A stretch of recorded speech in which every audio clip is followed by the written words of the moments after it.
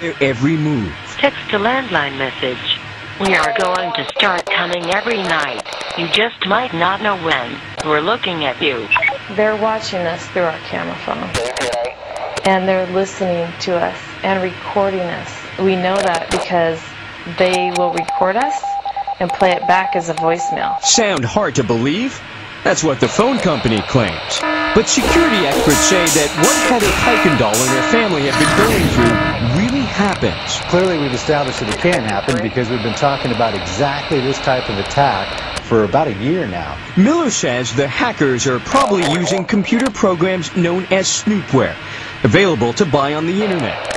Marketed as a tool to catch cheating spouses, illegal versions of this software can be used to hijack your cell phone and gain remote control of its applications, even if you've turned the power off. Whether you're on a phone call or not, snoopware can activate the microphone and listen in on the conversation. If you power down your cell phone, there's no way the government could ever hear you. Certainly not the FBI. It's turned off, right? Have we got news for you?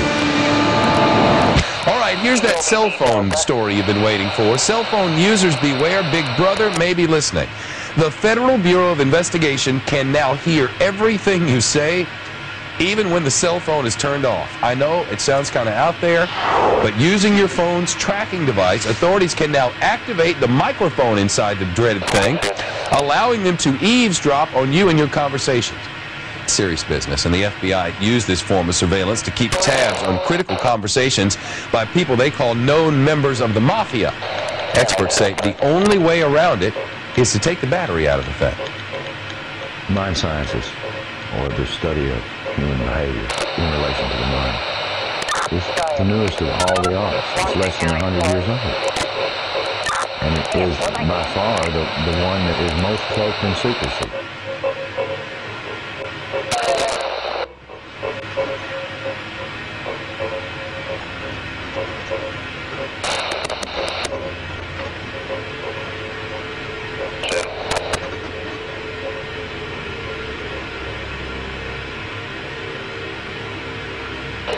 The origins of psychological warfare were in Nazi Germany, and in the Nazi ideology, they had something that was called Weltanschauung, which means worldview warfare.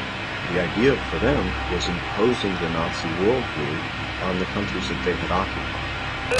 The Americans picked up this idea, created an American version of it, and called that psychological warfare.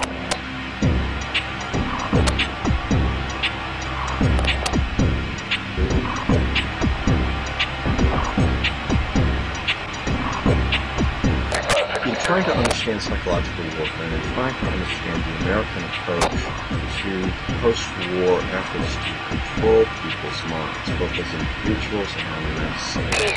There's a lot of illusions about that. Were Nazis involved in the process? Yes, they were. Project Paperclip was a United States government-sanctioned CIA operation. He used to call it a satellite voice transmitter, but these days it's known as remote neural monitoring.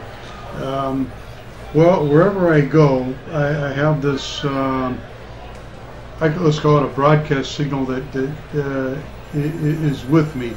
If I go to a bus, sit on a bus, and someone has a cell phone, the next thing I know that this person will be able to hear slander on his phone. He'll probably start acting erratic, maybe a few taunts, all because this other person thinks he's God and is able to track onto this person's cell phone and spread slander. It's a hell of a technology, this remote neural monitoring, and it has a capability of reading a person's thoughts, tracking onto cell phones, headsets, televisions, any electronic device, as far as I know.